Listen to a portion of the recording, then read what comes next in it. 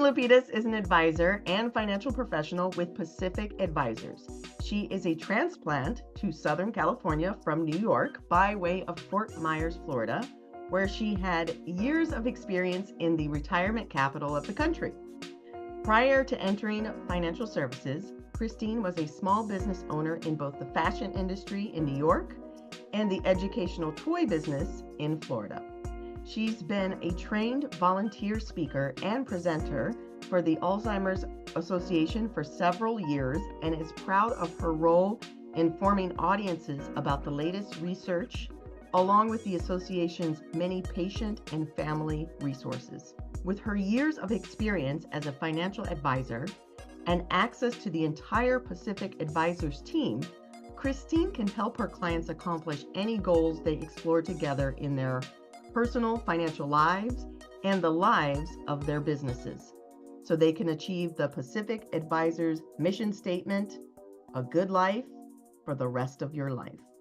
All right, well, welcome, Chris. Thank you so much. How did you get started in this business? Well, I'm from New York City and I was in the fashion industry for many years. I started off as a sportswear buyer. Then I owned my own manufacturing company. So when I moved to Florida, my husband and I, both being entrepreneurs, we owned educational toy stores. And after 13 years as a retailer, as much as I loved working with children, I was ready to move on. So a very dear friend of mine owned a financial services company and he asked me to work for him. I laughed and I reminded him, I said, I was a French major in college, owned a fashion company, and now you want me to do finances? So he reminded me, Chris, he said, as a business owner, you did finances every day. So I thought about that and I said, well, he's right. So I decided to start a new chapter in my book of life and a new experience awaited me. What makes you stand out from the many financial advisors out there? There are, a lot of financial advisors out there because I think people need help. And so we're out there trying to help. So in my business, instead of focusing on my clients' finances alone, we explore how their finances fit in with the rest of their life and their goals, not just dollar goals, but how they want to live their life. Clients already deal with a lot of financial professionals. They're attorneys, accountants, bankers, realtors. And I see my role as coordinating all those pieces to create economic balance. I'll give you an example. I review car and homeowners insurance so that as we increase their wealth during our work together, they're protected against being sued and losing it. I look at wills, trusts, medical directives, and powers of attorney. Most importantly, though, I look at how they save and manage their cash flow. I look at everything that touches their financial life, whether I'm involved in it or not. Because the bottom line is anything they spend money on is going to make a difference in how the plan works for them.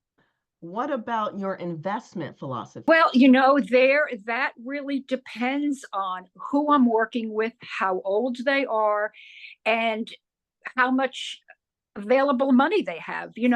I work a lot with millennials, which I'll get into later, and my feeling with them is they're young. They can be in the stock market. They can make investments, especially if they're willing to potentially lose that money. And again, not all of it, because as we all know, the stock market goes up and it goes down. So for them, it's okay if you want to take $5,000, $10,000 and put it into the market, understand that it needs to be there for an extended period of time for it to mean anything. Once had somebody come to me that wanted to buy a house, but they said, I have $10,000 to invest it. But I want to buy a house. So I said, well, when do you want to buy this house? And they said, well, in 2 years. And I said, no, I'm not going to invest it. That doesn't make sense because in 2 years, it's not enough time for the market to really do anything. You need more time for it to make sense. And if you want that money back in 2 years, save it, keep it in a savings account, keep it safe. Yeah, I'll tell you another quick story. When I was in Florida, I had a gentleman call me and he said, I have $10,000 to invest. How would you invest it? So I said, well, first you have to tell me your name, how old you are, and what you've already invested in. And he said, well, why do I have to tell you all that? I said, well, I can't give you any answers until you give me some information about you. What if I suggest something that you've invested in and lost money? And he said, well, no other financial advisors have asked me these questions. I said, well, then I suggest you go to those financial advisors because I cannot, rightfully, give you any recommendations because I don't know anything about you. It's really a process of knowing who my clients are. When I work with somebody, the first part of my questionnaire has absolutely nothing to do with money. It's really, what are your goals? Why are you sitting here with me? What is it you want to accomplish? Is it to buy a house? Is it to travel every year? Is it, to buy land? Is it to start a business? I need to know before I even know what they have, because I need to know what is it that we together are working towards. What is your criteria for having a successful relationship with your client? I feel successful when my clients have a plan and I can educate them so they know how to make the right decisions to implement that plan. I know I'm doing the right thing when they call me before they make big financial decisions so we can see how their choices fit in with the plans that we've made.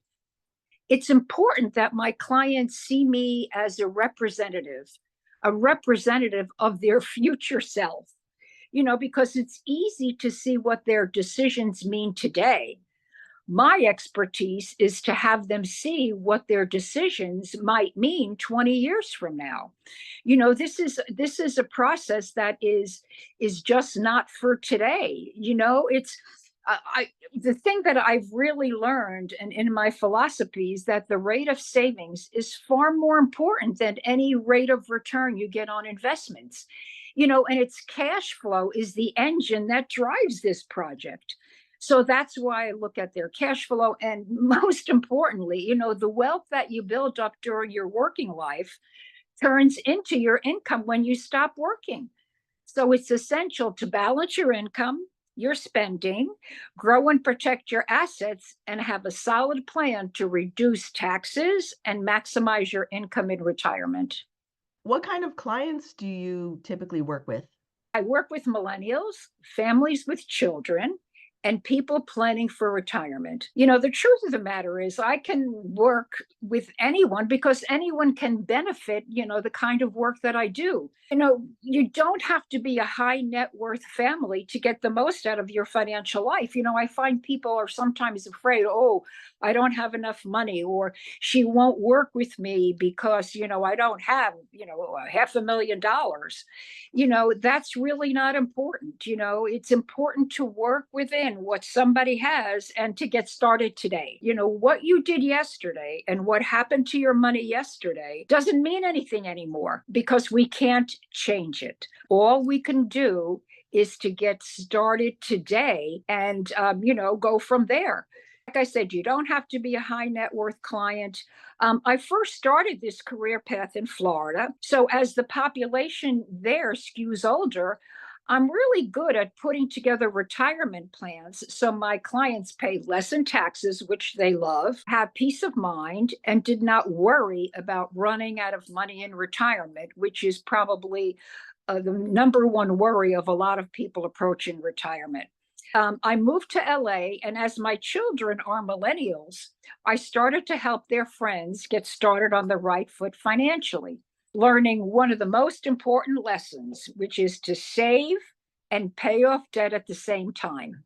Then these millennials got married, and I helped them plan for having children, save for college, buying a home, vacations, having me money to spend on themselves, And remember that it is never too early to start saving for retirement. There's my very, very special passion to empower women to become masters of their own financial destiny. I really appreciate you taking the time to share more about you, Chris, and about your business so that we can learn about you.